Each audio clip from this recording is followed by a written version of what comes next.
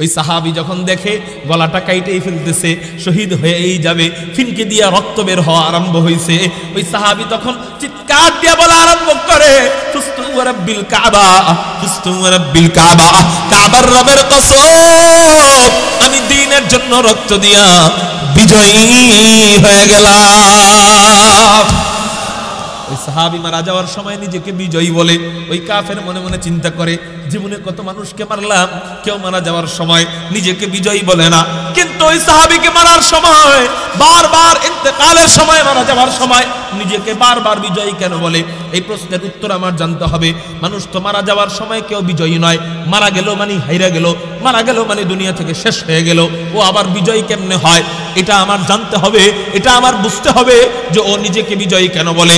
এক সাহাবীর সাথে সাক্ষাৎ হয়, জিজ্ঞাসা করে, ভাই তোমাদের এক ভাইকে আমি হত্যা করলাম, ও মারা যাওয়ার সময় বারবার বলে ফুস্তু ওয়া রাব্বিল কাবা, ফুস্তু ওয়া রাব্বিল কাবা, কাবার রবের কসম আমি দ্বীনের জন্য রক্ত দিয়া বিজয়ী হয়ে গেলাম। ও ভাই তুমি আমাকে এর ব্যাখ্যা দাও, ও মারা যাবার সময় নিজেকে বিজয়ী কেন বলে?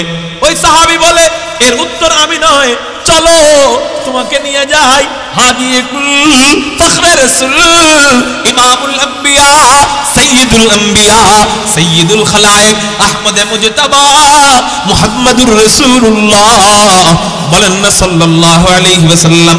নবীজির কাছে নিয়ে যাওয়া হয়, যাওয়ার পরে বলে, গো মুহাম্মদ আমাকে জয় পরাজয়ের সংজ্ঞা বলো, জয় কাকে বলে আর পরাজয় কাকে বলে? নবীজি বলেন, ও মিয়া রে, তোমরা জয় পরাজয় নির্ণয় করো যুদ্ধ দিয়া, তোমরা জয় পরাজয় নির্ণয় করো মরণ দিয়া, তোমরা মনে করো মারা গেলেই বুঝি পরাজিত, কিন্তু আমরা জয় পরাজয় যুদ্ধ দিয়ে মিলাই না, আমরা জয় পরাজয় মরণ দিয়া মিলাই না, আমরা জয় পরাজয় মিলাই ঈমান দিয়া।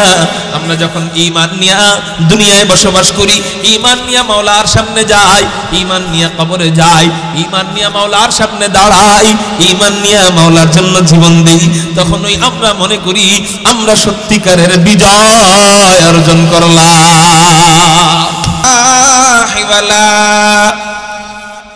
قال سيدنا رسول الله صلى الله عليه وسلم ينادي المنادي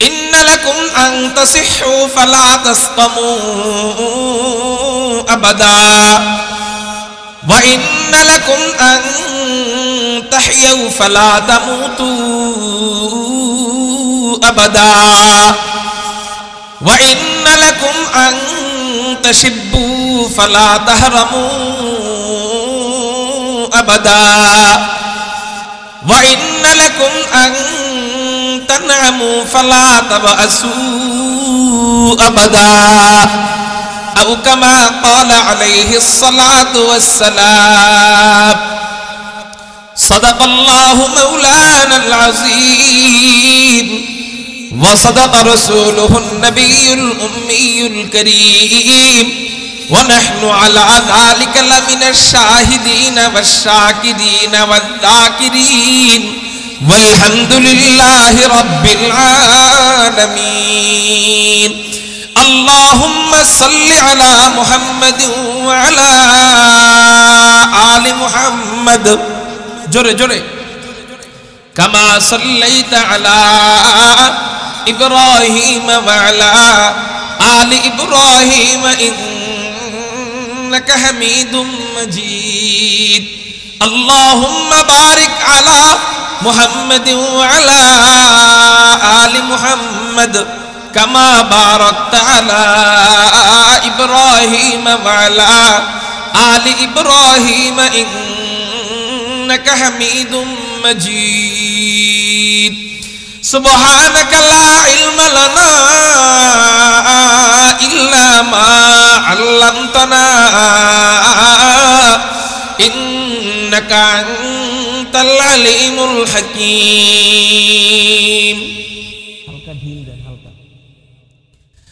हर लहज़ा है मोमिन की नई शान नैयान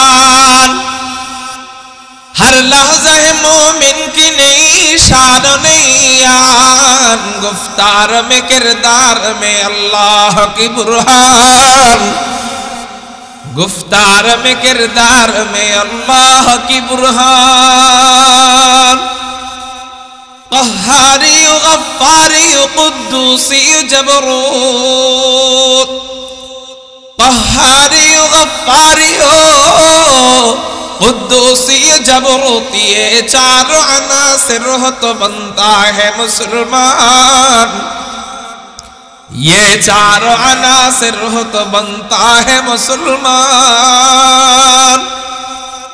हमसाये जिब्रील अमी बंदाए खाकी, हमसाये जिब्रील अमी बंदाए खाकी, है उसके नशीमन न बुखारा न बदख्शा, है उसके नशीमन न बुखारा न बदख्शा। ये राज किसी को नहीं मालूम के मोमिन, ये राज किसी को नहीं मालूम के मोमिन, कारी नजर आता है हकीकत में है कुरान, कारी नजर आता है हकीकत में कुरान। ला इलाहा इल्लल्लाह,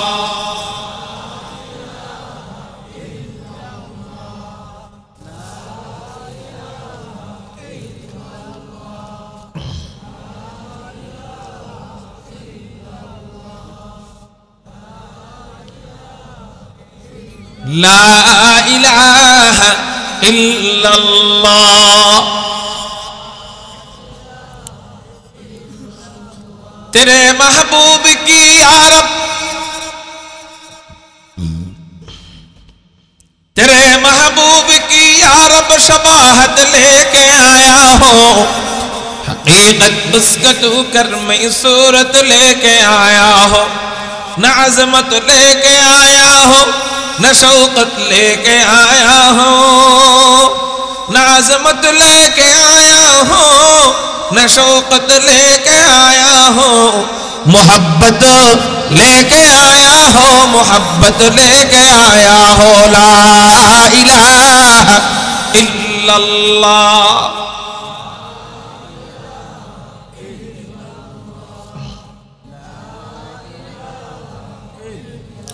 ला इलाहा इल्लल्लाह मुहम्मदुर रसूलुल्लाह सल्लल्लाहु अलैहि वसल्लम।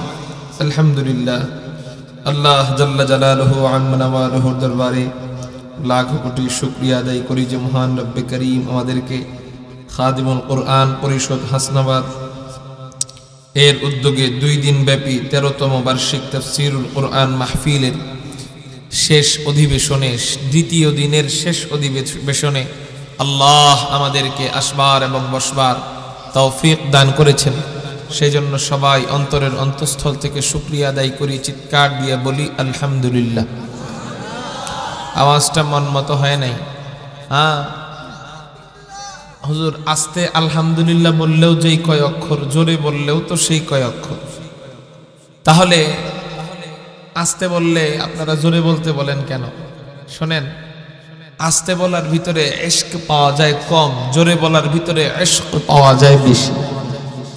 আর্জেন্টিনা আর ব্রাজিলের গোল হয়, ওই সময় বলতে হয় না এই আস্তে গোল বলবি, জোরে গোল বলবি না, ভাই জোরে গোল বলবি, আস্তে গোল বলবি না, এগুলা কিছুই বলতে হয় না। গোল দিলে অটোমেটিক চিৎকার দিয়ে গোল বলে।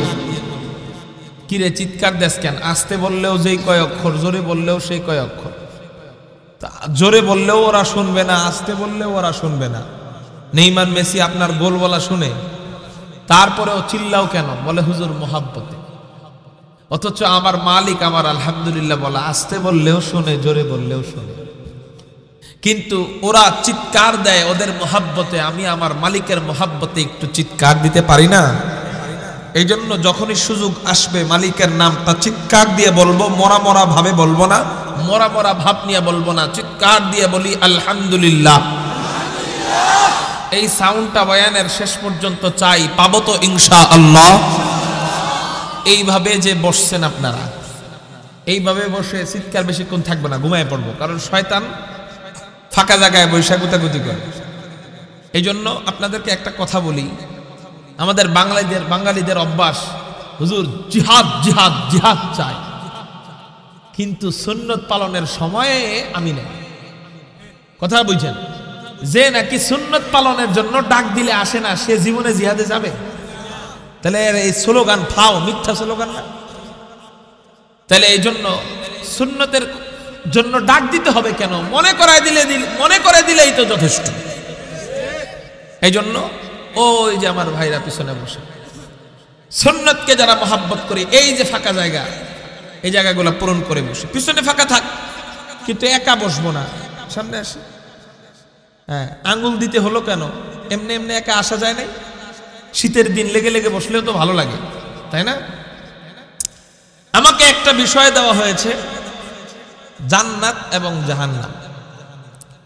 মুহতারাম হাজিরিন, মাঝে মাঝে বিপদে পড়তে হয় আমাদের। সেটা হলো, কোন একটা বয়ান যদি ভাইরাল হয়ে যায়, নেটের জগৎ তো একটু মানে 19 থেকে 20 হলেই তো ভাইরাল হয়ে যায়। তো কোনো একটা বয়ান ভাইরাল হয়ে গেলে কমিটিরা আবদার করে, হুজুর ওই বয়ানটা করবেন। যে আমাদের নাসিরউদ্দিন আনসারী ভাইয়ের একটা বয়ান ভাইরাল হয়েছে না, কোন ফায়াকুন, বেচারা যেখানেই যায় কয় হুজুর ওই বয়ানটা করবেন। বেড়ায় কয় হুজুর পড়ছি বিপদে, আমি ওই বয়ান করি, কমিটির দাবি পালন করতে যায়। এদিক দিয়া ওলামায়ে কেরাম কয় কি, হুজুরে মনে হয় এই বয়ান ছাড়া আর পারে না। কথা বুঝতেন নি?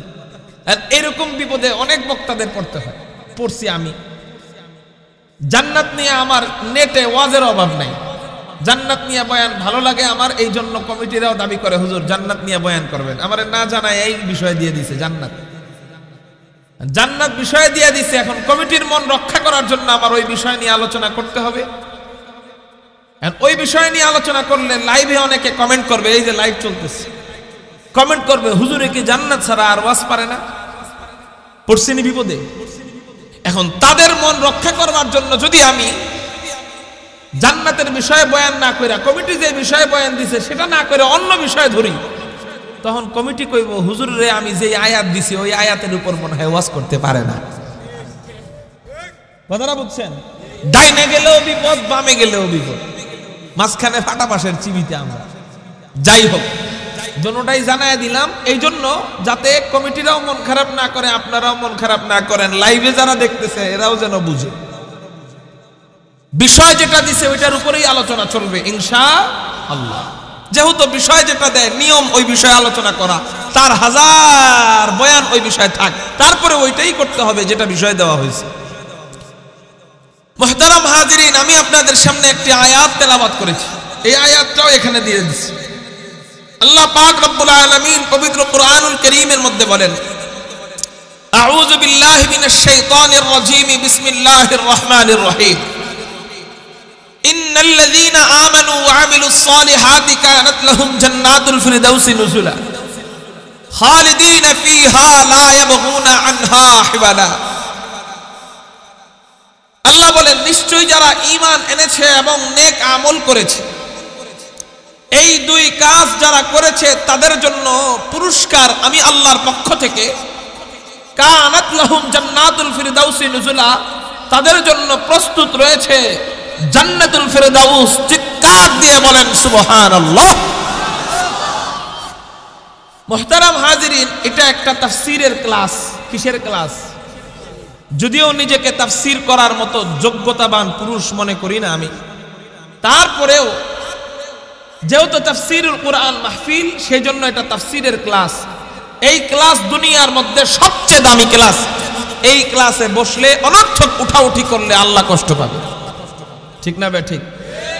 এই জন্য অনর্থক উঠাউঠি করব না। কারা কারা এই ওয়াদাটা দিবেন? কারা কারা আল্লাহু আকবার বলে হাত উঠান। পারবেন ইনশাআল্লাহ?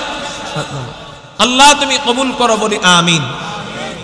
মুহতারাম হাজিরিন, আল্লাহ আমাদেরকে জান্নাত তো জান্নাত দিবেন। কত বড় জান্নাত? বলে সবচেয়ে বড় জান্নাত, 8 জান্নাতের বড়টা, যেই জান্নাতের নাম হলো জান্নাতুল ফিরদাউস। ওই জান্নাত কোথায়? বলে আল্লাহর সবচেয়ে, আল্লাহ পাকের আরশের সবচেয়ে কাছাকাছি ওই জান্নাত, সেই জান্নাতের নাম জান্নাতুল ফিরদাউস। ওই জান্নাত কোথায়? ওই জান্নাতটা আল্লাহ পাকের কাছে শুধু কি তাই? বলে না। আরশের কাছে শুধু কি তাই? বলে না। বলে ওই জান্নাতের ছাদ কোনটা? বলে ওই জান্নাতের ছাদ হলো স্বয়ং আল্লাহ পাকের আরশে আজিম। ওই জান্নাত আল্লাহ আমাদেরকে দান করবেন।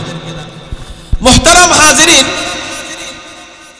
এই জান্নাতুল ফিরদাউস আমি পাইতে চাইলে আল্লাহ আমাকে দুইটা কাজের কথা বলতেছেন। কয়টা বলেন? এই দুইটা কাজ আমার করতেই হবে।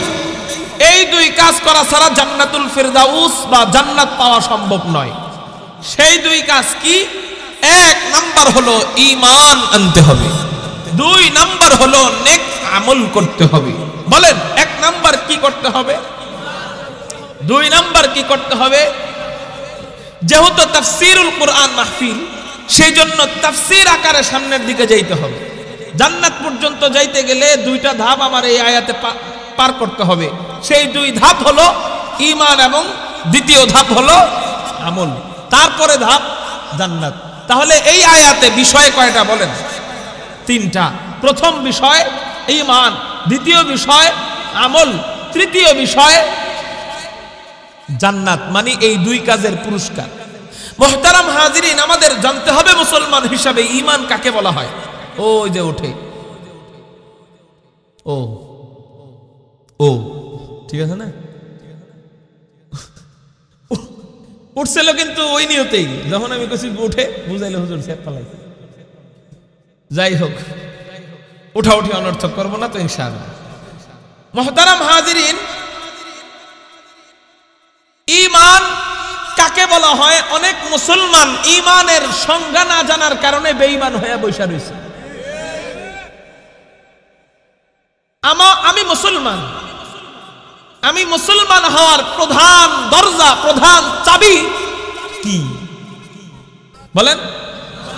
বুনিয়াল ইসলামু আলা খামস, ইসলামের মূল ভিত্তি পাঁচটা, এর মধ্যে প্রথমটা হলো ঈমান। ঈমান ছাড়া একজন মুসলমানের পরিচয়ই নাই। কিন্তু আফসোস হলো, দুঃখজনক হলেও সত্য, মুসলমান ঈমান কাকে বলা হয় এটা জানে না। এক হিন্দু আপনার কাছে আসছে, আয়েশা বলল, এই তুমি মুসলমান দাবি করো কিসের বিনিময়ে, কিসের কারণে, তোমার আমার মাঝে পার্থক্য কি? আপনি কি বলবেন? যে আমার ঈমান আছে আর তোমার ঈমান নাই। সে মুখ দিয়ে বলল লা ইলাহা ইল্লাল্লাহ মুহাম্মাদুর রাসূলুল্লাহ, সে মুখে বলল, ওরা মুখে বলে, কিন্তু আপনিও মুখে বলেন, কিন্তু পার্থক্য কোথায়? বলে ওর ঈমান নিয়ে বলা হয় নাই, আপনার ঈমান নিয়ে বলা হয়েছে, তাইলে পার্থক্য ঈমান। এখন হিন্দু আপনাকে বলল, এই ঈমান কাকে বলা হয় আমাকে বলো। আপনি বলেন তো হিন্দুকে কি বলবেন? বলেন ঈমানের অর্থ, ঈমানের অর্থ কি বলবেন? বলেন বিশ্বাস। আমাদের ডেকোরেটর ভাই উনি বলছেন কি?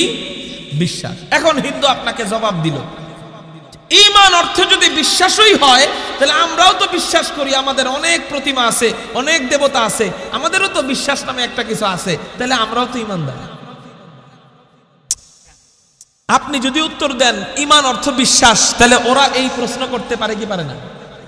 তাহলে আপনার এই উত্তরটা পুরাপুরি মানে হয়েছে ঠিক, কিন্তু পুরাপুরি হয় নাই, আরো বাকি আছে, পরিপূর্ণ হয় নাই।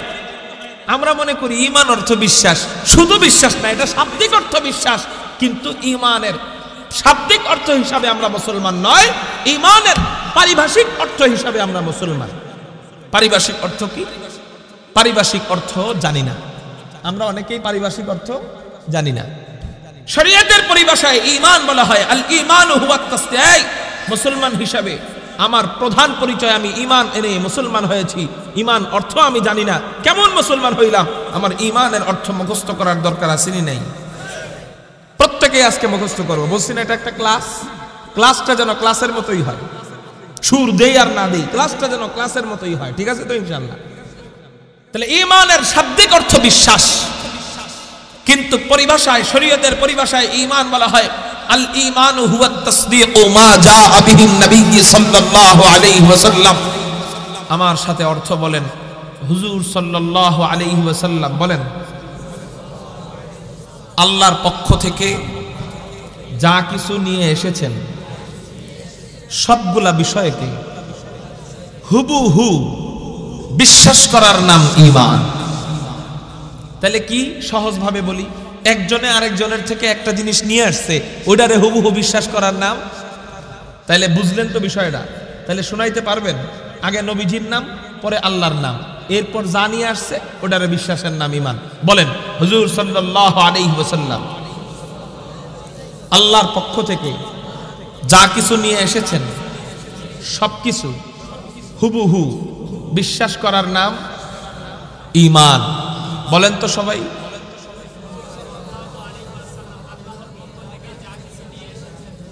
সবকিছু, একটাকে অবিশ্বাস করার নাম কুফরি। বলেন, একটাকে অবিশ্বাস করার নাম। হুজুর আমি সব বিশ্বাস করি, একটা করি না। তো সব বিশ্বাস করার নাম যদি ঈমান হয়, তাহলে ঈমানের বিপরীত কি? ঈমানের উল্টাটা কি? তাহলে হুজুর সব বিশ্বাস করার নাম যদি ঈমান হয়, তাহলে উল্টা কুফরি হতো। সংজ্ঞা হওয়া উচিত ছিল সব অবিশ্বাসের নাম কুফরি, ঠিক না ঠিক? কিন্তু সব অবিশ্বাসের নাম কুফরি না, একটা অবিশ্বাসের নাম কুফরি। আর এদিক দিয়া একটা বিশ্বাসের নাম ঈমান নয়, সবগুলা বিশ্বাসের নাম আর কুফরি। সবগুলা অবিশ্বাসের নাম কুফরি শুধু নয়, একটাকে অবিশ্বাস করলেই। হুজুর এটা কিভাবে?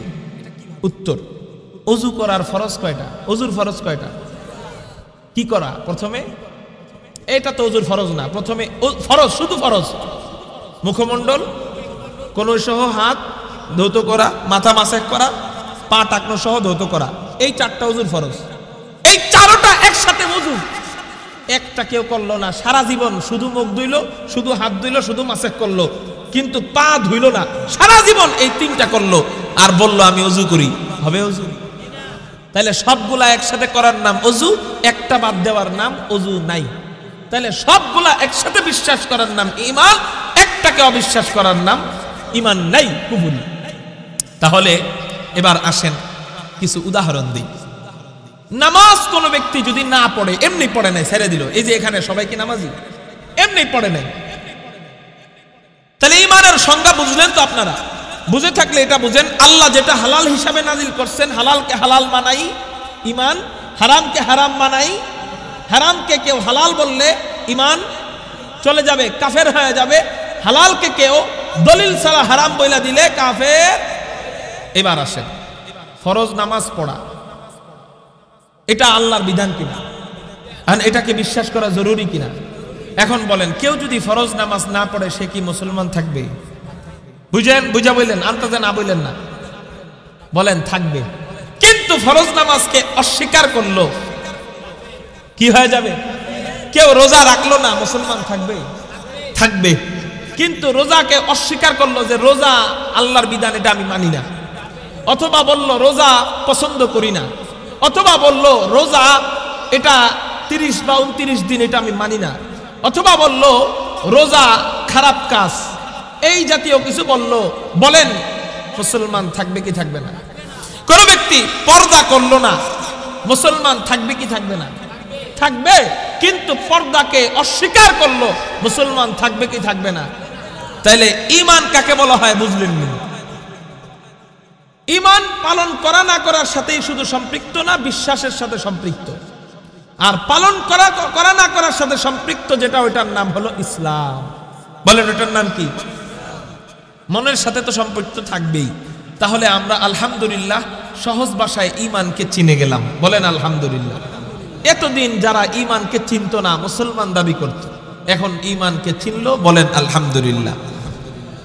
এখন প্রশ্ন হইল, হযরত ঈমান আমরা আনবো, আল্লাহ আদেশ দিচ্ছেন, কাদের মতো ঈমান আনবো?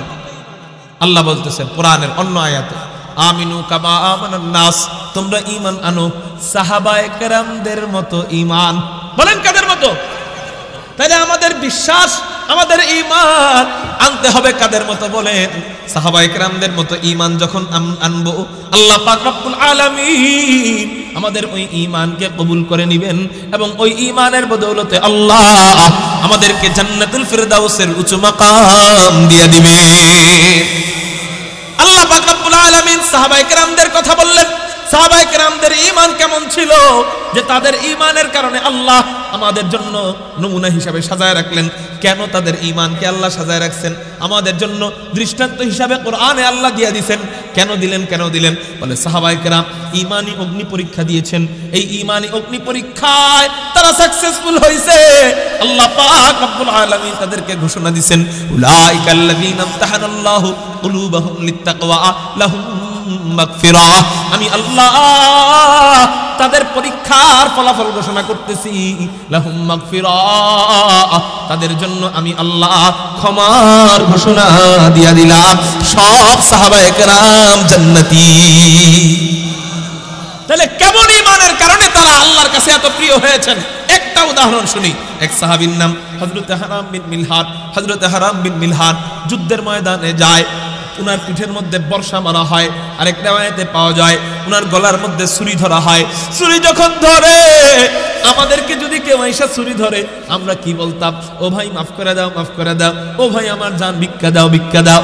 আমার ঈমানটা আমি তার কাছে বিক্রি করে ফেলাইতাম। অথচ সাহাবায়ে কেরাম ইসলামের জন্য ঈমান কেমন ভাবে হেফাজত করছেন, আল্লাহ এবং তার রাসূলের জন্য ঈমান কেমন ভাবে হেফাজত করছেন। আমাদের ঈমান তো কেমন দুর্বল। 50 টাকার 7 আপের লোভে আলেমদের বিরুদ্ধে মিছিলে চলে যায়। 50 টাকার 7 আপের লোভে আল্লাহ এবং তার রাসূলের বিরুদ্ধে মিছিলে চলে যায়। কিন্তু সাহাবায়ে কেরামদের ঈমান কেমন ছিল? আল্লাহু আকবার, আল্লাহু আকবার। 50 টাকা তো দূরে থাক, জীবন নিয়ে নেয়, গলার মধ্যে ছুরি ধরে। ওই সাহাবী যখন দেখে গলাটা কাইটেই ফেলতেছে, শহীদ হয়েই যাবে, ফিনকে দিয়া রক্ত বের হওয়া আরম্ভ হয়েছে, ওই সাহাবী তখন চিৎকার দিয়ে বলা আরম্ভ করে, ফুস্তু ওয়া রাব্বিল কাবা, ফুস্তু ওয়া রাব্বিল কাবা, কাবার রবের কসম, আমি দ্বীনের জন্য রক্ত দিয়া বিজয়ী হয়ে গেলাম। ওই সাহাবী মারা যাওয়ার সময় নিজেকে বিজয়ী বলে। ওই কাফের মনে মনে চিন্তা করে, জীবনে কত মানুষকে মারলাম, কেউ মারা যাওয়ার সময় নিজেকে বিজয়ী বলে না। কিন্তু ওই সাহাবীকে মারার সময়, বারবার ইন্তেকালের সময়, মারা যাওয়ার সময় নিজেকে বারবার বিজয়ী কেন বলে? এই প্রশ্নের উত্তর আমার জানতে হবে।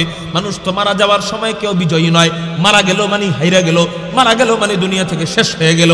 ও আবার বিজয়ী কেমনে হয়? এটা আমার জানতে হবে, এটা আমার বুঝতে হবে যে ও নিজেকে বিজয়ী কেন বলে। এক সাহাবীর সাথে সাক্ষাৎ হয়, জিজ্ঞাসা করে, ভাই তোমাদের এক ভাইকে আমি হত্যা করলাম। ও মারা যাওয়ার সময় বারবার বলে, ফুস্তু ওয়া রাব্বিল কাবা, ফুস্তু ওয়া রাব্বিল কাবা, কাবার রবের কসম, আমি দ্বীনের জন্য রক্ত দিয়া বিজয়ী হয়ে গেলাম। ও ভাই তুমি আমাকে এর ব্যাখ্যা দাও, ও মারা যাবার সময় নিজেকে বিজয়ী কেন বলে? ওই সাহাবী বলে, এর উত্তর আমি নয়, চলো তোমাকে নিয়ে যাই হাদিকুল ফখরে রাসূল, ইমামুল আম্বিয়া, সাইয়্যিদুল আম্বিয়া, সাইয়্যিদুল খালায়েক, আহমদে মুজতাবা, মুহাম্মাদুর রাসূলুল্লাহ, বলেন না সাল্লাল্লাহু আলাইহি ওয়াসাল্লাম। নবীজির কাছে নিয়ে যাওয়া হয়। যাওয়ার পরে বলে, গো মুহাম্মদ, আমাকে জয় পরাজয়ের সংজ্ঞা বলো, জয় কাকে বলে আর পরাজয় কাকে বলে? নবীজি বলেন, ও মিয়া রে, তোমরা জয় পরাজয় নির্ণয় করো যুদ্ধ দিয়া, তোমরা জয় পরাজয় নির্ণয় করো মরণ দিয়া। তোমরা মনে করো মারা গেলেই বুঝি পরাজিত, কিন্তু আমরা জয় পরাজয় যুদ্ধ দিয়ে মিলাই না, আমরা জয় পরাজয় মরণ দিয়া মিলাই না, আমরা জয় পরাজয় মিলাই ঈমান দিয়া। আমরা যখন ঈমান নিয়া দুনিয়ায় বসবাস করি, ঈমান নিয়া মাওলার সামনে যাই, ঈমান নিয়া কবরে যাই, ঈমান নিয়া মাওলার সামনে দাঁড়াই, ঈমান নিয়া মাওলার জন্য জীবন দেই, তখন ওই আমরা মনে করি আমরা সত্যিকারের বিজয় অর্জন করলাম। ওয়ালা তাহিনু ওয়ালা তাহজানু ওয়া আনতুমুল আলাউন ইন কুনতুম মুমিনিন। এইজন্যই তো আল্লাহ বলেন, তোমরা নিরাশ হয়ো না, তোমরা চিন্তিত হয়ো না, আমি আল্লাহ তোমাদেরকে ঘোষণা দিলাম তোমরাই বিজয় হইবা। একটা অস্ত্র যদি তোমাদের সাথে রাখো, যেই অস্ত্রের বলে হযরতে ওমর বিজয়ী হয়, যেই অস্ত্রের বলে হযরতে ওসমান বিজয়ী হয়, যেই অস্ত্রের বলে হযরতে আলী বিজয়ী হয়। এ ক্যামেরাম্যান ওয়ালা ভাই, বয়ানের মাঝখানে ক্যামেরার দিকে হাত দিয়েন না, সবাই আপনাদের দিক তাকায় থাকে, আপনারা আমার দিকে তাকান। কার কার মনোযোগ নাই? আল্লাহু আকবার বলে দুই হাত আল্লাহরে দেখায় দেই।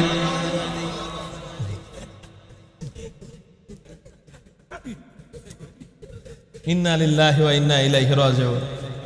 আগামী কালকে এই মরা ব্যক্তিদের জানাজা পড়া হবে। ঘুমায় গেছিলেন নি? হ্যাঁ কোন ঘুমায় গেছিলেন? হুজুর আপনি আমাকে মরা কইলেন কি লেগা? ঘুমন্ত ব্যক্তি তো মরাই, আল্লাহুম্মা বিসমিকা আমুত, আল্লাহ তোমার নামে আমি আমুত মরতাছি, ওয়া আহিয়া আবার জীবিত হমু। তাইলে আমি ওই মরা বলছি। এই মনোযোগ নিয়ে ওয়াজ শুনলে ওয়াজ আবার করে লাভ নাই। ওয়া আখির দাওয়ানা আলহামদুলিল্লাহ জায়গা জামুগা।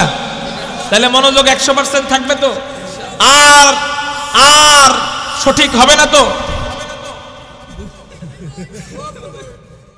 আর ভুল হবে না তো? টেস্ট আবার করবো, পরীক্ষা আবার করবো ইনশাআল্লাহ। এই যুবক, এখন রাত চলতেছে দিন নয়, এখন দিন চলতেছে রাত নয়, ঠিক না ঠিক? এই হলো পরীক্ষা দিচ্ছে। এই মনোযোগ নিয়ে আমি তাফসীর শুনি। হ্যাঁ, আল্লাহু আকবার। আমরা যখন ক্লাসে অমনোযোগী থাকতাম, আমাদের হুজুর বলতেন, আমাদের উস্তাজে মুহতারাম বলতেন, বাবা অমনোযোগী হয়া ক্লাস ধরার চেয়ে ঘুমায় যাওয়া ভালো, ক্লাস না ধরা ভালো। অমনোযোগী হয়া ক্লাস ধরার চেয়ে ক্লাস না ধরা ভালো, এখান থেকে চলে যাওয়া ভালো। কেন বলে? অমনোযোগী হয়া বয়ান শুনলে বা ক্লাস ধরলে ব্যক্তির মতো অবস্থা হয়। কোন ব্যক্তি? হুজুরে একটা গল্প শোনাইতেন। কি গল্প? এক বেচারা রাস্তা দিয়ে হেঁটে যেতেছে, রাস্তার পাশে টয়লেট, ভিতর থেকে আওয়াজ আসতেছে, আল্লাহুম্মা জাআলনি মিনাত তাওয়াবিন ওয়া জাআলনি মিনাল মুতাতাহহিরিন। টয়লেটের ভিতর থেকে। এখন ওই বেচারা কয়, টয়লেটের ভিতরে কি আল্লাহর নাম নাও না ভাই, বাইরেও বের হইছে। এই মিয়া, তোমার লাগে কি টয়লেট করেও শান্তি নাই? ঠিকঠাক করে দাঁড়াইছে। কি হইছে? চিল্লাও কেন? তুমি টয়লেটের ভিতরে আল্লাহর নাম নিতেছো, এটা কি জায়েজ আছে? এই মিয়া, তুমি কি শিখছো, কি জানো? আবার ছিল এলাকার মৌলবী সাহেব, যে নাকি বাইরে ছিল, টয়লেটের বাইরে, জিজ্ঞাসা করছে মৌলবী সাহেব, তোমার মতো 2 টাকার মৌলবী আমার পকেটে পকেটে থাকে, আমি তোমার থেকে বই হই নাকি, আমি আমল করি নাকি? ঢাকার থেকে বড় এক হুজুর গতকালকে মাহফিলের সময় আসছে, আমি তার ওয়াজ হই না আমল করতেছি। কি ওয়াজ করছে সে? হুজুরই বলছে, যখন তোমরা ছিদ্র ধুইবা, ছিদ্র বুঝেননি, তখন তোমরা এই দোয়া পড়বা, আল্লাহুম্মা জাআলনি মিনাত তাওয়াবিন ওয়া জাআলনি মিনাল মুতাতাহহিরিন। তো আমিও তো ছিদ্রই দিতেছিলাম। তো এখন মৌলবী সাহেব কয়, এই মিয়া, ওই ওয়াজে তো আমিও বসা ছিলাম। হুজুরে কইছে কোন ছিদ্র, তুমি বুঝছো কোন ছিদ্র? হুজুরে তো কইছে যখন তোমরা ওযুর সময় নাকের ছিদ্র ধুইবা, নাক দিয়া শয়তান ঢুকে, এই জন্য তোমরা এই দোয়া পড়বা, আল্লাহুম্মা জাআলনি মিনাত তাওয়াবিন ওয়া জাআলনি মিনাল মুতাতাহহিরিন। তুমি কোন জায়গার ছিদ্র ধোয়ার সময় এই দোয়া পড়ো? এখন কয়, ও হুজুর, আসলে ঘুমায় ঘুমায় ওয়াজ শুনছিলাম তো, এই জন্য খালি ছিদ্র মনে আছে, আর কিচ্ছু মনে নেই। কথা বুঝতে পারছেন? তাহলে অমনোযোগী হইয়া, যদিও এটা একটা গল্প, যদিও এটা একটা কি, যেহেতু আমি দেখি নাই এই জন্য জানি না সত্য ঘটনা কিনা, যদিও একটা গল্প, তো অমনোযোগী হইয়া বয়ান শোনার কারণে অনেক সাধারণ ব্যক্তিরা এর চেয়ে বড় দুর্ঘটনা ঘটায়। এটা তো ছোট্ট একটা দুর্ঘটনা, হয়তো বেচারা না যাই না ভিতরে একটা গুনাহ করে বসছে, কিন্তু ইমান হারার মতো অনেক বড় বড় দুর্ঘটনা ঘটায় এই অমনোযোগী হয়ে বয়ান শোনার কারণে। হুজুরের কার ডাইন বুঝে বাই। কথা বুঝতে পারছেন? ওই একটা আয়াত আছে না, ওই আপনার কি বলা হয়, উলাইকা কাল আনআম বাল হুম আদাল। আমার মামা মসজিদে জুমা পড়ানোর সময় বয়ান করছে, উলাইকা কাল আনআম, আল্লাহ বলছেন ওরা চতুষ্পদ জন্তুর মতো, বরং তার চেয়েও নিকৃষ্ট। কারা যে চতুষ্পদ জন্তুর মতো, আল্লাহ এর আগে তাদের গুণাগুণ বর্ণনা করছে যে এরা এরা এরা এরা চতুষ্পদ জন্তুর মতো। এখন এক বেটা জুমার বয়ানে বৈশা ওই কারা কারা চতুষ্পদ জন্তুর মতো এটা আর শুনে নাই, শুধু এতটুকু শুনছে যে ওরা চতুষ্পদ জন্তুর মতো, বরং তার চেয়েও নিকৃষ্ট। বয়ানের শেষে সমালোচনা শুরু, যে হুজুরে কেমন, আগে ভালো মনে করতাম, এখন দেখি হুজুরে জুমার মধ্যে বয়ে বয়ে আমাকে চতুষ্পদ জন্তুর মতো কয়। কথা বুঝেন নাই? এই জন্য মনোযোগ দিয়ে বয়ান শুনতে হবে। পারবো তো ইনশাআল্লাহ? আর অমনোযোগী হওয়া যাবে না তো ইনশাআল্লাহ। মেরে মুহতারাম ভাইও, তো বলতেছিলাম ওই সাহাবী ওই কাফের নবীজিকে বলে, হযরত আমাকে জয় পরাজয়ের সংজ্ঞা শিখান। নবীজি বলেন, ও মিয়ারে, তোমরা জয় পরাজয় মনে করো, মারা গেলে পরাজিত, বেঁচে গেলে বিজয়ী, কিন্তু আমরা মরণকে পরাজিত বলি না, আমরা মরণকেই হাদিয়া বলি। তুহফাতুল মুমিনিল মাউত, মুমিনের মরণই হলো হাদিয়া। আর এই মরণটা যদি শাহাদাতের মরণ হয়, তাহলে তো হাদিয়ার উপরে ডাবল হাদিয়া, নূরুন আলা নূর, তাহলে তো কোনো টেনশনই নাই। এবার ওই সাহাবী, ওই কাফের, প্রথমে কাফের ছিল পরে সাহাবী হইছে, ওনার নাম জাব্বার। ওই কাফের বলে, হযরত আমার আর বুঝতে বাকি নাই, আমারে তাড়াতাড়ি কালেমা পড়ায়া মুসলমান বানায়া দেয়। আশহাদু আল্লাহ ইলাহা ইল্লাল্লাহ ওয়া আশহাদু আন্না মুহাম্মাদার রাসূলুল্লাহ। ও মেরে মুহতারাম ভাইও, কেমন ঈমান ছিল তাদের যে গলার মধ্যে ছুরি ধরে জবান দিয়া কান্নার আওয়াজ বের হয় না, জবান দিয়ে সিলিন্ডারের আওয়াজ বের হয় না, জবান দিয়ে পরাজয়ের আওয়াজ বের হয় না, জবান দিয়ে বের হয় ফুস্তু রাব্বিল কাবা, কাবার রবের কসম আমি রবের জন্য জীবন দিয়া কামিয়াব হয়ে গেলাম। এই হলো ঈমান। আল্লাহ বলেন এই ঈমানে আমি এত খুশি হইছি, ও উম্মতেরা তোমরাও যখন ঈমান আনবা আমার সাহাবায়ে আমার নবীর সাহাবীদের মতো ঈমান আনবে। এমন ঈমান আনতে পারবেন কারা কারা যে কঠিন মুহূর্তে ঈমানকে বিক্রি করব না? আল্লাহু আকবার বলে দুই হাত আল্লাহকে দেখান। পারবো তো ইনশাআল্লাহ? হাত নামা। আল্লাহ আমাদের ঈমানকে হেফাজত করবার তৌফিক দান করুক, বলি আমিন। মেরে মুহতারাম ভাইও, এখন প্রশ্ন হইল হযরত সাহাবায়ে কেরামের জামানায় ঈমানকে হেফাজত করা সহজ ছিল, তখন এত মোবাইলের জামানা ছিল না, ফিতনা ফাসাদ ছিল না, টিভি সিনেমা ছিল না। এখন তো দাজ্জালের যুগ আসতেছে, যত সামনের দিকে যাব তত ফিতনা। এত ফিতনার মাঝে আমার ঈমানকে সাহাবায়ে কেরামের মতো মজবুত রাখবো কিভাবে? প্রশ্ন জাগে কি জাগে না? এই ঈমান মজবুত ছাড়া কিন্তু আমার কোনো গতি নাই। ঈমান মজবুত হওয়া ছাড়া আমার কোনো গতি নাই, কারণ ঈমান হলো জান্নাতের চাবি। ঈমান কিসের চাবি? এক হাদিসে আসছে নামাজ জান্নাতের চাবি, আরেক হাদিসে আসছে ঈমানও জান্নাতের চাবি। তাইলে আমরা বলতে পারি ঈমান হলো জান্নাতের প্রধান চাবি, ঈমান জান্নাতের প্রধান চাবি।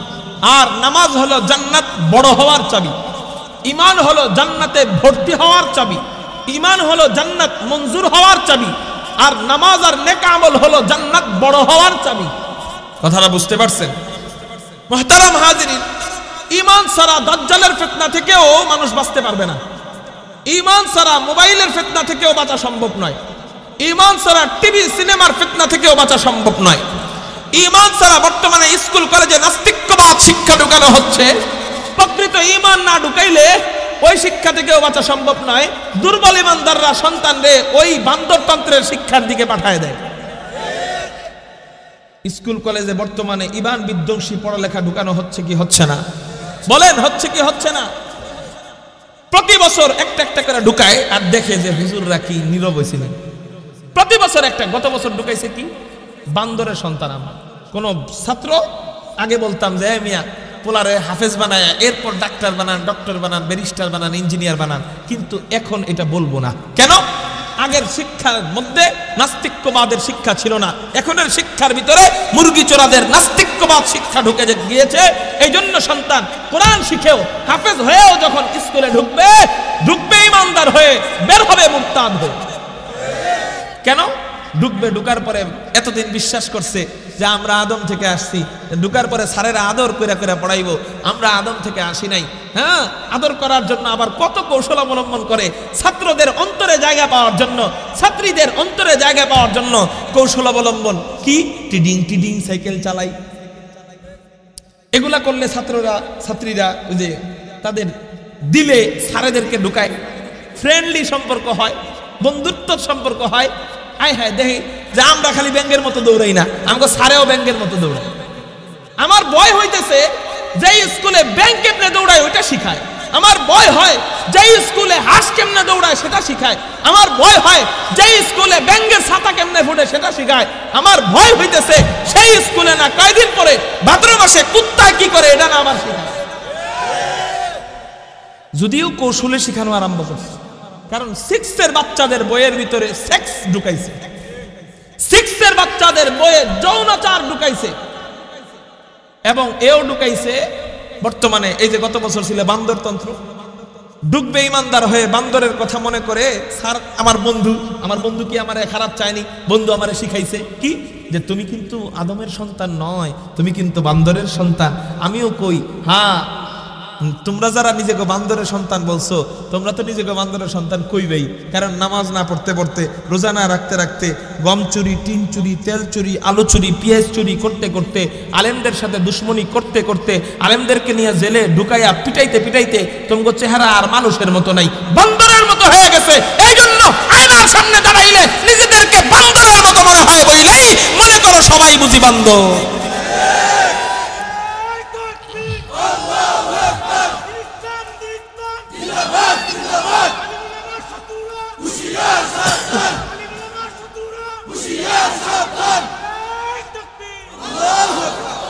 মুহতারাম হাজিরিন, তাহলে আপনি বলেন আমার সন্তান ইমানদার হয়ে ঢুকবে, মুরতাদ হয়ে বের হবে কিনা? এরপরে ঢুকাইছে বর্তমানে একটা কি জানো না, পুরুষ, মানে পুরুষ নিজের যদি কয় আমি নারী, তাহলে রাষ্ট্র ওনাকে নারী বইলা ঘোষণা দিতে বাধ্য থাকিবে। আবার যদি নারী কয় না আমি কিন্তু পুরুষ, তাহলে ওই নারীর কথা রাষ্ট্র মানে শুনতে বাধ্য থাকিবে। কেউ যদি ওনাকে নারী, নিজে নারী অথচ পুরুষ ঘোষণা করছে, কেউ যদি ওনাকে নারী বলে ডাক দেয় তার জেলে ঢুকাই। মনে করেন আমি পুরুষ, আমি বললাম যে আমি কিন্তু নারী, আপনি আমারে পুরুষ বইলা যদি কোনো কথা কটাক্ষ করেন, পুরুষ বইলা আমারে ডাক দেন, তাহলে আমি আপনার নামে মামলাও করতে পারবো। এই শিক্ষা আমার সন্তানদেরকে শিখাইতেছে। এই জন্য আগে বলতাম যে কোরআন পড়ায় এরপর স্কুলে পাঠায়েন, কিন্তু এখন দেখি হায় হায় পুরা স্কুলটা নাস্তিক্যবাদ শিক্ষা দিয়া ভরে যাচ্ছে। অ থেকে নিয়া, অজগর থেকে নিয়া, এতে আপেল, বিতে বল, সিতে ক্যাট, ক্যাট মানে বিলাই, ডিতে ডগ, ডগ মানে কুত্তা, এই কুকুর দিয়া পড়ানো শুরু করতেছে, অজগর দিয়া পড়ানো শুরু করতেছে, বিড়াল দিয়া পড়ানো শুরু করতেছে। এই সন্তানটা বড় হইলে অজগরের স্বভাব দিলে ঢুকবে না তো কোন সন্তানের অন্তরে ঢুকবে? এই সন্তানরা বড় হইলে কুকুরের মতো চরিত্রহীন হবে না তো হবে কোন সন্তানের, যার শিক্ষাই শুরু হয়েছে কুকুর দিয়া? হিন্দুদের বই খুলেন, শরীয়তে দেখবেন ওরা ওদের কোন দেবতার নাম শিখাইছে। হিন্দুদের বই খুলেন, এতে দেখবেন ওদের কোন দেবতার নাম শিখায়। আর আমি মুসলমানের সন্তান দাবি করি, আবার দাবি করি আমি নাকি তাহাজ্জুদ গুজার, আবার দাবি করি আমি ফজরের পরে কোরআন পড়া এরপরে রাষ্ট্র পরিচালনা শুরু করি। অথচ লজ্জা করে না যে দেশের আপনার মুসলিমদের 92% মুসলিমদের সন্তানেরা স্কুলে যাবে, কলেজে যাবে, সেখানে শুরুতে পড়ানো শুরু করা উচিত ছিল ইকরা বিসমি রাব্বিকাল্লাযী খালাক, রবের নাম দিয়া পড়ানো শুরু করে কুত্তার, বিলাইয়ের, অজগর দিয়া। ওই বাচ্চার স্বভাব কুকুর বিড়ালের মতো হবে না কেন? এরপরে পড়ায় কি পড়ায়? পড়ো বাজান, আগডুম বাগডুম গোরাডুম সাজে সাজতে সাজতে চললো ডুলি, ডুলি গেল কমলা ফুলি, সূর্য মামার বিয়াটা, টিয়া পাখির টিয়াটা। সূর্য মামার লগে টিয়া পাখি বিয়ে দিলে কোন তো টিয়া পাখির অবস্থাটা কি? হুজুরের কাছে আবার গর্ব নিয়ে কয়, হুজুর আমার এই পোলাটার লেগে দোয়া করেন। কি? ব্রেন খুব ভালো, এর বুদ্ধিজীবী বানাবো। এই বুদ্ধিজীবী বানানোর লেগে ঢুকাইছে বুদ্ধিজীবীর প্রথম ধাপ স্কুলে, সেখানে ব্রেন বালা পোলাটার ব্রেন রে গোবর বানায় দিতেছে। ওই গোবর যখন ব্রেন হয়, ব্রেনের ভিতরে যখন গোবর ঢুকে যায়, তখনই তো মুরগি চোরার মতো হয়ে যায়। এরপর পড়ায় হাট্টিমা টিম টিম, তারা মাঠে পারে ডিম, তাদের খাড়া দুটো শিং, তারা হাট্টিমা টিম টিম। পড়ায় কি পড়ায়? আচ্ছা, আমি সারা বাংলাদেশের বইটা পাই নাই, আপনাকে ওই ছাতক উপজেলায় থাকতে পারে এমন প্রাণী কোনটা কন্ত দেখি, যেই প্রাণীর শিং আছে দুইটা, এরা জীবনে ডিম পারছে? আসেনি? নাম কি? প্রাণীর নাম কি? হ্যাঁ, আমার সন্দেহ লাগে যে নাকি এই কবিতা লেখছে ওর মাথায় মনে হয় দুইটা শিং আছে, ও মনে হয় ডিম পারতো নিয়মিত দিনে। নাহলে এই প্রাণী কোথ থেকে পাইলো? কবিরা তো কবিতা লেখে বাস্তবতার লগে মিলাইয়া। কোন কবি তো কয় নাই জমিন আমার মাথার উপরে, আসমান আমার পায়ের নিচে, এটা কোন কবি কইছে? প্রত্যেকটা কবি বাস্তবতার সাথে মিলায় কবিতা লেখে। তুই এই কবিতা করতে পাইলি যে মাথায় শিং আছে, এরা ডিম পারে, তোরই মনে হয় শিং আছে। এগুলা যারা পড়ায় এরা বোকা না চালাক? বোকা কোন, তারপরেও পাঠান কেন? ওই যে পাঠাই, এই জন্য ইমানের অভাব। যে ইমান এই ফিতনার কাছে বাঁচতে পারে না, সেই ইমান দাজ্জালের সামনে কেমনে বাঁচবে? তাহলে বলেন, এই সমস্ত ফিতনা থেকে বাঁচার জন্য কঠিন ইমান হওয়া জরুরি আছে কিনা নাই? মজবুত ইমান দরকার। আরো পড়ায় কি কি, এটি আমি প্রথম দিনের সবক কইতেছি। দ্বিতীয় তৃতীয় দিন কি পড়ে এটা আপনারাই জানেন। প্রথম দিনের সবক ইংরেজি কবিতা, Johnny Johnny yes papa eating sugar, তারপর কি নো পাপা। আচ্ছা, এটার একটা শানে নজুল আছে। হ্যাঁ বলতেছি, এটার একটা কি আছে কোন শানে নজুল আছে। শানে নজুল মানে এই কবিতা বানানোর একটা প্রেক্ষাপট আছে। কবিতার একটা প্রেক্ষাপটটা হলো, একটা বাচ্চা, তার নাম জনি, সে চিনি চুরি করে খাইতেছে। এখন বাপ জিজ্ঞাসা, এই জনি, কয় কি বাবা? ইয়েস পাপা। পেটিং সুগার, তুমি কি চিনি খাও? পোলায় উত্তর দিছে, নো পাপা। ও কিন্তু খাইতেছে চিনি। ছবির মধ্যে দেখাইতেছে ও চিনি চুরি করতেছে, হাতের মধ্যে পিছনে চিনি নিয়ে বলতেছে নো পাপা। তাহলে এখানে কয়টা গুণা শিখাইলো? 1 নাম্বার চুরি, 2 নাম্বার চুরির উপর বাটপারি, মিথ্যা। যদি এমন হয়তো করতেছে চুরি, বাবা জিজ্ঞাসা করছে, এই জনি তুমি কি চিনি খাও? ছেলে উত্তর দিছে, হ্যাঁ বাবা আমি চিনি খাই। তাইলে বাচ্চারা একটা মেসেজ পাইতো যে চুরি করলেও বাপ মার সাথে মিথ্যা বলতে নাই, একটা মেসেজ পাইতো। কিন্তু এখান থেকে কি মেসেজ পাইলো? যে পোলায় করতেছে চিনি চুরি, আর বাপে জিগানোর পরে পোলায় করলো মিছা কথা। হেই পোলায় আস্তে আস্তে কি করে? হেই পোলায় আস্তে আস্তে বড় হওয়ার পরে তার নাম হয় নেতা। নেতা হওয়ার পরে গম চুরি করে, টিন চুরি করে, তেল চুরি করে, আলু চুরি করে, পেঁয়াজ চুরি করে। জনগণ যখন জিগায়, এই আপনি কি আমাকে ত্রাণের তেল চুরি করছেন নি? তখন নেতা সব চিন্তা করে, ছোটবেলায় নামগো সারে শিখাইছে Johnny Johnny yes papa, eating sugar no papa. তো ওই পোলাটা উত্তর দিছে চুরির পরে, না চুরি করি নাই। তাহলে তো আমগো ওই শিক্ষা এখন কাজে লাগান দরকার। করে গম চুরি, টিন চুরি, তেল চুরি, আলু চুরি, জনগণের ভোট চুরি। জনগণ জিগায়, চেয়ারম্যান চেয়ারম্যান, কয় ইয়েস। জনগণ কয় ইটিং ভোট, কয় নো ভোট। আপনি কি ভোট খেয়ালেন? কয় না। আস্তাগফিরুল্লাহ, হারাম, আমি দিনে 70 রাকাত নামাজ পড়ি, তাহাজ্জুদ। আমি ভোট চুরি করা সম্ভব নাকি? ঠিক না বেঠিক? ছোটবেলায় যে শিক্ষা শিখলো, এটা বড় হওয়ার পরে যদি আমাকে নেতা সাহেব পালন না করলো, তাহলে ওই শিক্ষার দাম রইল কি? আপনাদের শিক্ষার দাম ওই জালমুড়ি খান, জালমুড়ির ঠোঙ্গা বানায় আপনাকে শিক্ষার বই দিয়া। আর আমাদের শিক্ষার দাম ওই শিক্ষার একটা কিতাবের একটা পৃষ্ঠার একটা কোনাও যদি পড়ে থাকে, আপনি দেখলেও উঠায় রাখেন উপরে। শিক্ষার দাম তো আপনি পরের বছরে দেন ফেলায়, তারপরে ওইগুলা বুঝার পরেও পড়তে মনে চায় না। এরপর থ্রির বই, ইসলামী শিক্ষার থ্রির, ইসলামী শিক্ষার বই, ইসলাম এবং নৈতিক শিক্ষার থ্রির বইয়ের ভিতরের মলটের ভিতরে মূর্তির ছবি ঢুকাইছে। মানে ওরা একটু খোসা দিতে চায়, খোসা দিয়া দেখে যে দেখি ইমানটা ধ্বংস করা যায়নি, দেখি ইমানটা হরণ করা যায় কিনা। খোসা দেওয়ার পরে যারা নাকি এগুলা নিয়ে গর্জন দেয়, এগুলো আবার ধরে ধরে জেলের মধ্যে ঢুকায় দেয়। জেলের মধ্যে তোরা ঢুকা, কত কত কতজনকে জেলে ঢুকাবি? ইমানকে মুসলমান হেফাজত করবে, ইমানকে হেফাজত করবার জন্য আমাদের কল্লা দিতে রাজি, তবে কল্লার উপর থেকে ঢাকনি খুলতে প্রস্তুত নই। মুহতারাম হাজিরিন, তাহলে বলেন এই যে এই ফিতনাগুলা বুঝার জন্য কি দরকার? ইমান। কেমন ইমান? আওয়ামী লীগ মার্কা ইমান, বিএনপি মার্কা ইমান, জাতীয় পার্টি মার্কা ইমান। সকালবেলা 50 টাকার লোভে আওয়ামী লীগ, বিকালবেলা 50 টাকার লোভে মাহিয়া মাহি, ঠিক নেই? আবার পরের দিন 50 টাকার লোভে আরেকজনের কাছে। এই হলো আমাদের ইমান। না, এরকম ইমান আনা যাবে না। কেমন ইমান আনবা? আল্লাহ বলতেছেন কোরআনে, কাদের মতো ইমান?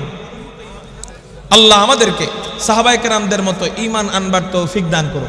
হুজুর আপনার ওয়াজ দিছে জান্নাত নিয়া, আপনি ইমান নিয়ে ওয়াজ করতেছেন কে? এই মিয়া, ওয়াজ দিছে জান্নাত নিয়া, তারপরে আয়াত দিছে না একটা, এই আয়াত নিয়ে আমার তাফসির করতে হইব না? এই আয়াতের প্রথম শব্দের তাফসির গেল সংক্ষিপ্ত ইমান, এরপরে হলো নেক আমল, এরপরে জান্নাত। জান্নাত বহু দূরে আছে, আগামী বছর। এখন শুনেন, এদিকে খেয়াল করেন, আমার দিকে খেয়াল করেন। ওয়াজটা কি আপনাকে ইমান নিয়ে ওয়াজ খারাপ লাগতেছে? ইমান মুসলমানদের মজবুত করা দরকার আছে না নাই? এখন প্রশ্ন হইল, হযরত সাহাবায়ে কেরামদের মতো মজবুত ইমান এই ফিতনা ফাসাদের জামানায় আনবো কিভাবে? উত্তরটা জানার দরকার আছে নি নাই? সাহাবায়ে কেরামের মতো মজবুত ঈমান এই ফিতনা ফাসাদের জামানায় আনার পদ্ধতি আল্লাহ কোরআনের মাঝে আমাদেরকে শিখিয়ে দিচ্ছেন। সেটা হলো, যেখানেই আল্লাহ আমানু আনছেন, সেখানেই আল্লাহ তার পাশে নেক আমল আনছেন। কি আমল? জোরে বলেন, কি আমল? আল্লাযীনা আমানু ওয়া আমিলুস সালিহাত, মান আমিলা সালিহাম মিন যাকারিন আও উনসা ওয়া হুয়া মুমিন। ঈমানের পাশে নেক আমল। এখানে আমার আয়াত ইন্নাল্লাযীনা আমানু ওয়া আমিলুস সালিহাত, ঈমানের পাশে জোরে বলেন। তার মানে আল্লাহর কোরআনের সাজানোর মধ্যেও তো কোনো না কোনো হিকমত আছে। কোরআনের শব্দ বলি আগে পরে আনার ভিতরেও তো কোনো না কোনো হিকমত আছে। এক শব্দের সাথে আরেক শব্দ প্রত্যেক আয়াতে আনার কারণেও, আনার পিছনেও তো কোনো না কোনো হিকমত আছে। এখানে ঈমানের পাশাপাশি নেক আমল আল্লাহ কেন আনলেন? সব আয়াতেই যেখানে ঈমান আনেন সেখানেই আল্লাহ নেক আমলকে হাজির কেন করেন? উত্তর হলো, ও বান্দারা, তোমরা যদি ফিতনা এবং ফাসাদের জামানায়, কত ফিতনার জামানা আসবে, দাজ্জালের চেয়ে বড় ফিতনার জামানা তো আমি আল্লাহ রাখি নাই। ওই জামানায়ও যদি তুমি পড়ো, তুমি যদি ঈমানকে হেফাজত করো, সাহাবায়ে কেরামদের মতো মজবুত করো, আমি আল্লাহ তোমাকে পথহারা করব না, আমি আল্লাহ তোমাকে বিজয় দান করব, তোমাকে জান্নাতের আলা মাকাম দান করব। কিন্তু প্রশ্ন হইল, ওই ফিতনা ফাসাদের জামানায়, দাজ্জালের কঠিন মুহূর্তেও তোমার ঈমানকে তুমি মজবুত রাখবা কেমনে? কেমনে রাখবা? অন্যদিকে তাকাইতে হবে না, ঈমানের পাশেই আমি আল্লাহ নেক আমলকে হাজির করছি। এই জন্য তুমি যদি নেক আমলটাও সাহাবায়ে কেরামদের মতো করো, রাসূলের আদর্শ মোতাবেক করো, আল্লাহ তোমার ঈমানকে সাহাবায়ে কেরামদের মতো মজবুত রাখবে। উদাহরণ আমি, আমাদের হুজুর দাবি করলেন আমি ইমানদার, এটা দাবি করলেন না? হুজুর দাবি করলেন আমি ইমানদার, আরেকজন বেনামাজি দাবি করলো আমিও ইমানদার। বেনামাজি আর হুজুরের মধ্যে পার্থক্য কি? সেও ইমানদার, সেও ইমানদার। পার্থক্য হইল সে নেক আমল করে, নামাজ পড়ে, কিন্তু উনি নামাজ পড়ে না। বলেন তো দুইজনের ঈমান কি এক হবে কিনা? কেন? সে নেক আমলের কারণে, নামাজের কারণে যখন জিনার কাছে যাবে বলবে হায় হায় আমি তো নামাজ পড়ি, আমার ঈমান আমার সাথে, জিনা করা যাবে না। যখন চুরি করবে বলে না না আমি তো নামাজ পড়ি, আমি তো নামাজি, চুরি করা যাবে না। যখন নাইট ক্লাবে যাবে হায় হায় আমি তো নামাজি, আমি আমি আমি নাইট ক্লাবে যেতে পারবো না, হায় হায়। যখন মদের আসরে যাইবে বলেন তো কোটি টাকা দিয়ে হুজুরের মদ খাওয়ানো যাবে নি? কিন্তু ওই যে ইমানদার, হুজুর নামাজ পড়ি না তো কি হয়েছে, আমার ঈমান ঠিক আছে। হুজুর সুদ খাই তো কি হয়েছে, আমার ঈমান ঠিক আছে। হুজুর মাইন্ড করবেন না, দাড়িও তো নেক আমল, দাড়ি রাখা নেক আমল না? তো হুজুর দাড়ি রাখি না, এই নেক আমল নাই তো কি হয়েছে, আমার ঈমান ঠিক আছে। এই বেনামাজি ইমানদারকে যদি আপনি নিয়ে যান, এই তোমাকে মদের আসরে নিয়ে যাওয়া হবে, এই তোমাকে সুন্দরী নারী দেওয়া হবে, সে চিন্তা করবো নামাজই তো পড়ি না, একবার একটু সুন্দরী নারীর লগে হইলে সমস্যা নেই। সে কি কইব? নামাজই তো পড়ি না, নামাজই তো পড়ি না, একবার একটু সুন্দরী নারীর সাথে রাত কাটাইলে অসুবিধা। কারণ তার ঈমান মজবুত হয় নাই। কেন? তার নেক আমল নাই। তাহলে বোঝা গেল ঈমান মজবুত হবে, ঈমান চার্জ হবে নেক আমলের বরকতে। বলেন ঈমান চার্জ হবে কিসের বরকতে? তাহলে আমার ঈমানকে সাহাবায়ে কেরামদের মতো চার্জওয়ালা ঈমান বানাইতে চাইলে আমার একটা চার্জারের দরকার আছে। ওই চার্জারের নাম হলো এখন প্রশ্ন হইল হযরত নেক আমল কাকে বলে? উত্তর, রাসূলের আদর্শ মোতাবেক প্রতিটা কাজ করার নাম হলো নেক আমল। বলেন কার আদর্শ মোতাবেক?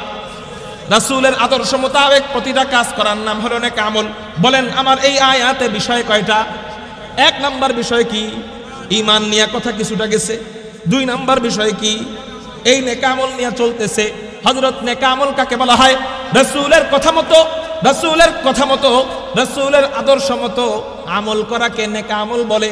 সেটা দুনিয়ার কাজ হোক আর আখিরাতের কাজ হোক। দুনিয়ার কাজ যেমন, খেয়াল করেন, আপনি ঘুমাইতে গেলেন, ঘুমে কোনো সওয়াব আছে? এই বলেন ঘুমে কোনো সওয়াব আছে?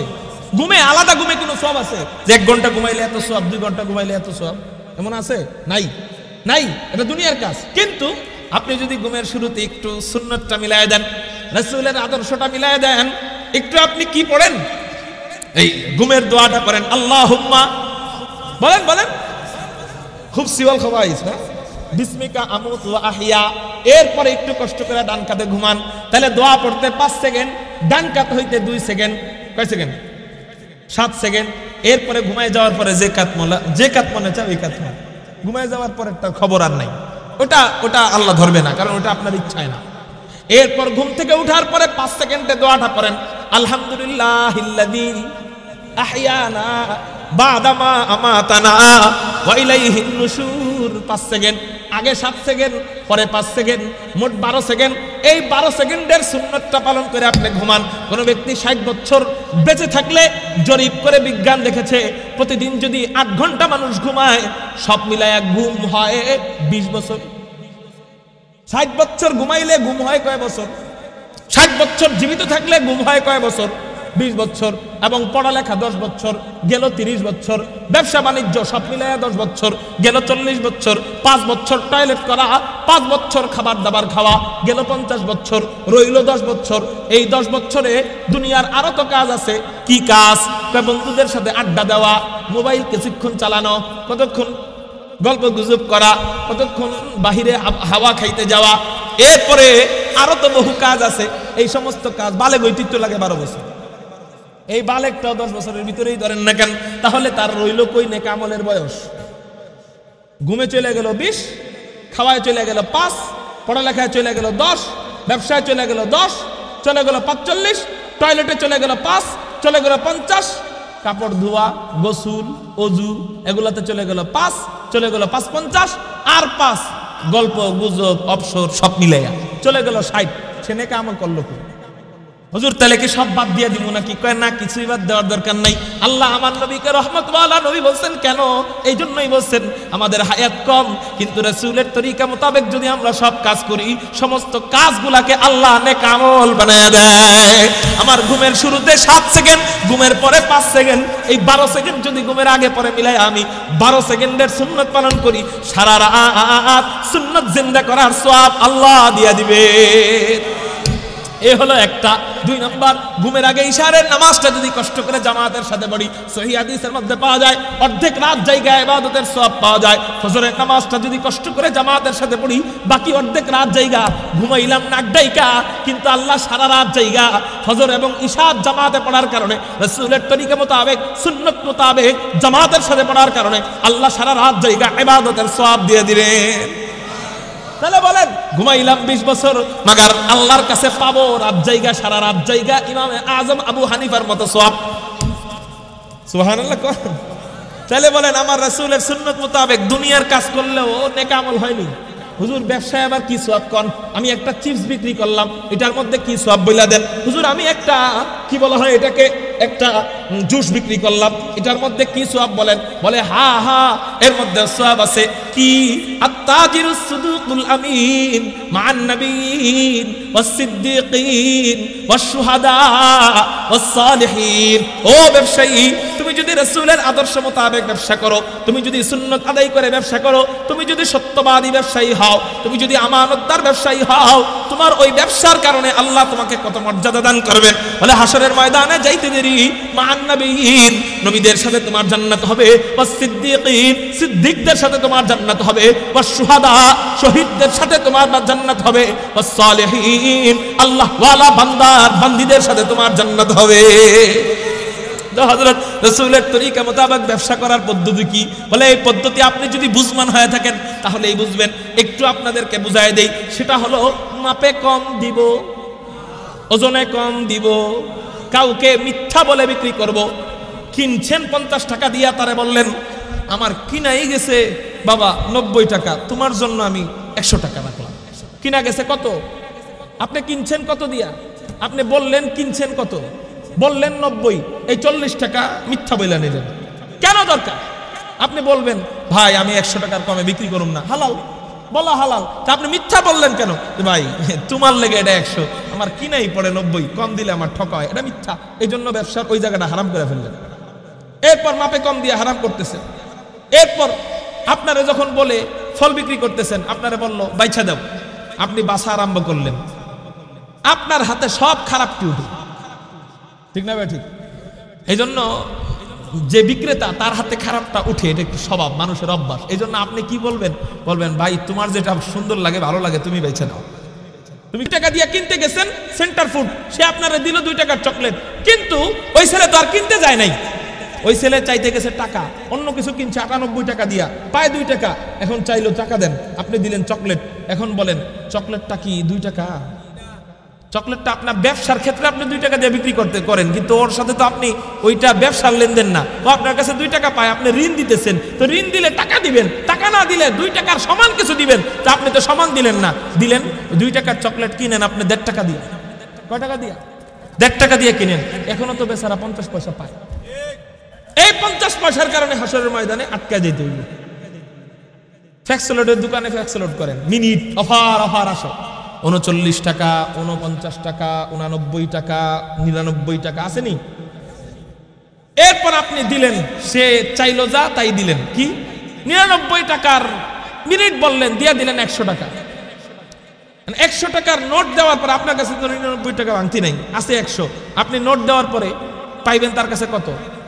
1 টাকা। কিন্তু আপনার মনে মনে চাইতে মন চাইতেছে যে 1 টাকা চাই। তা আবার চিন্তা করতেছেন যে হ্যাঁ এবার নি ধমকি দেয়, 1 টাকা আবার চাইতে হয়, এই ভয়ে আপনি আর চাইলেন না, মাগার সেও আপনারে দিল না। তাহলে বলেন এই 1 টাকার ব্যাপারে এখনো অস্পষ্ট রয়ে গেল কি গেল না? স্পষ্ট হয় নাই। কারণ ক্রেতা কাস্টমার সেও মাফ করে নাই, আর বিক্রেতাও সাধে নাই। তাহলে 1 টাকার ব্যাপারে অস্পষ্ট রয়ে গেল। এই 1টা টাকার কারণে হাসরের ময়দানে আটকাইয়া যাইতে হবে। এই জন্য ব্যবসা খুব সাবধানের সাথে করব, বেচা কিনা খুব সাবধানের সাথে করব, মিথ্যা বলে বিক্রি করব না, কাউকে ঠকাবো না। পচা হইলে বলবো আজকের মাল পচা, খারাপ হইলে বলবো আজকের মাল খারাপ, একটু খারাপ হইলে বলবো একটু খারাপ, বেশি খারাপ হইলে বলবো বেশি খারাপ, এবং ভালো হলে বলবো ভালো। তাহলে এলাকার মানুষ আপনার প্রতি একটা বিশ্বাস ভরসা ঢুকবে। মাল খারাপ হইলেও আপনার দোকানে ভিড় থাকবে। কেন? মানুষ আপনাকে বিশ্বাস করে। কি বলবে যে ঠকলে যাই না ঠকি, ওর কাছ থেকে কিনলে ঠকলে যাই না ঠকি, জিতলেও যাই না জিতি। ঠিক না ভাই? ঠিক। তাহলে বলেন ব্যবসা নেক আমল না, মাগার রাসূলের সুন্নাত মোতাবেক, আদর্শ মোতাবেক ব্যবসা করলে নেক আমল বানায় দিবেন কে? টয়লেট করা নেক আমল না। টয়লেটের শুরুতে দোয়া পড়লে, শেষে দোয়া পড়লে নেক আমল বানায় দিবেন কে? তাহলে বলেন জান্নাত পাওয়ার জন্য নেক আমল করতে হবে। 1 নাম্বার ঈমান, 2 নাম্বার নেক আমল। এখন এই নেক আমল করতে যায় ঘুম বাদ দেওয়ার দরকার আছে, খাওয়া বাদ দেওয়ার দরকার আছে, টয়লেট বাদ দেওয়ার দরকার আছে? নাই। তাহলে হুজুর এগুলা বাদ না দিয়া নেক আমল করবো কেমনে? বলে এগুলা বাদ না দিয়া নেক আমল হলো এগুলার আগে পরে মাঝখানে যেখানে যেই সুন্নাত দরকার ওটা ঢুকায় দেন। ওই সুইচ ঢুকায় দিলে ওই কাজটাই, দুনিয়ার কাজটাই নেক আমল হয়ে যাবে। আর যার নেক আমল যত বেশি তার ঈমান তত মজবুত, তার ঈমানের চার্জ তত বেশি। ঠিক আছে না ইনশাআল্লাহ? এ তো বললাম দুনিয়ার কাজ, এখন আখিরাতের কাজ। নামাজ রাসূলের সুন্নাত মোতাবেক পড়লে নেক আমল। এখন কেউ যদি বলল আমি নামাজ রাসূলের সুন্নাত মোতাবেক পড়বো না, সেজদা একটা বেশি দিব, আবেগে মহব্বতে সেজদা একটা বেশি দিব, সেটা কি রাসূলের আদর্শ মোতাবেক হবে না বিদআত হবে? তাহলে এটা কি নেক আমল থাকবে না বদ আমল থাকবে? কেউ বলল আমি রাসূলের সুন্নাত মোতাবেক রোজা রাখবো না, আমি রোজার মাঝখানে এক বেলা খানা খাবো। অথবা কেউ বলল আমি আবেগে রাসূলের সুন্নাত মোতাবেক রোজা রাখবো না, আমি দিনেও রোজা রাখবো, খুশির চোটে আল্লাহকে খুশি করার জন্য রাত্রেও রোজা রাখবো। হবে না বিদআত হবে? কেউ বলল আমি যাকাত যা আসে সেটা আমি দিব না, যাকাত মানে আল্লাহ বলছেন 8 শ্রেণীর ব্যক্তিদেরকে দিতে, আমি আবেগে আল্লাহকে খুশি করার জন্য মসজিদে দিয়ে দিলাম। হবে? এটা যেমন হবে না, ঠিক কেউ বলল দুরূদ নবী যেমনে পড়তে বলছেন এমনি পড়বো না, আবেগে আমি দাঁড়ায় যাব দুরুদে সালামে, আমি আবেগে নবীর জন্য দাঁড়ায় যাব। আবেগে সেজদা একটা দিলেও যেমন হবে না, আবেগে নবীর জন্য দাঁড়াইলেও এটা নেক আমল হবে না, বিদআত হবে। কয় আমরা একটু দাঁড়াই, এতে ওয়াহাবি গো এত জলে কে? তো একটু দাঁড়াও, তাহলে আবেগে তুমি নামাজের মধ্যে আরেকটা বেশি সেজদা দাও। জানাজার নামাজে কেউ যদি কয় যে আল্লাহরে খুশি করার জন্য নামাজের মধ্যে সবচেয়ে উত্তম পদ্ধতি হলো কি? সেজদা। আমি জানাজার নামাজে আল্লাহরে খুশি করুম সেজদা দিয়া, আমি আল্লাহরে খুশি করে একটু সেজদা দিই, ওয়াহাবিগত জলে কে? সেটা কওয়া যেমন বোকাবি, ঠিক দুরুদের মাঝখানেও যদি কেউ কয় নবী হাজির নাজির হয়েছে এই জন্য আমি মহব্বতে দাঁড়াই, এটা কও তেমন বোকামি। তাহলে বোঝা গেল নেক আমল কাকে বলা হয়? রাসূল যেটা যেভাবে করছেন হুবহু সেভাবে করার নাম ঈমান। কাকে বলা হয়? রাসূল যেটা যেভাবে আনছেন হুবহু সেটা বিশ্বাস করার নাম। আর রাসূল যেটা যেভাবে করছেন সেটা সেভাবে পালন করার নাম নেক আমল। এবার আপনাদের থেকে সবক নিব। বলেন ঈমান কাকে বলা হয়? বলেন। হুজুর সাল্লাল্লাহু আলাইহি সাল্লাম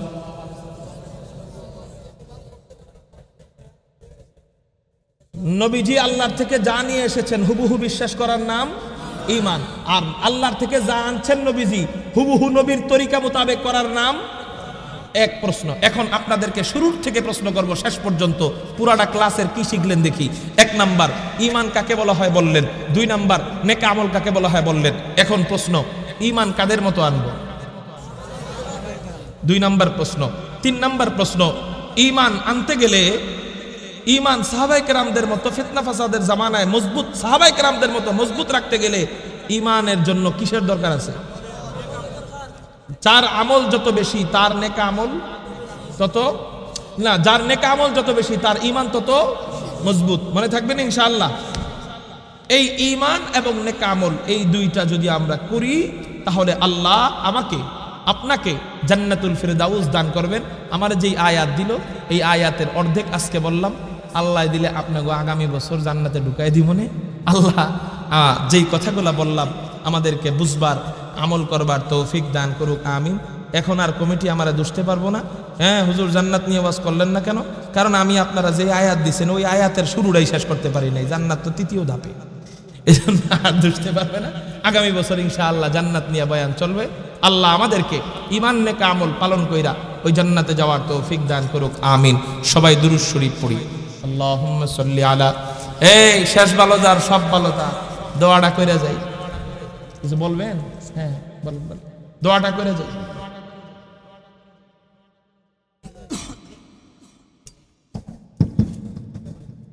আলহামদুলিল্লাহ, আমরা হুজুরের কাছ থেকে অত্যন্ত গুরুত্বপূর্ণ তাফসীর শুনছিলাম।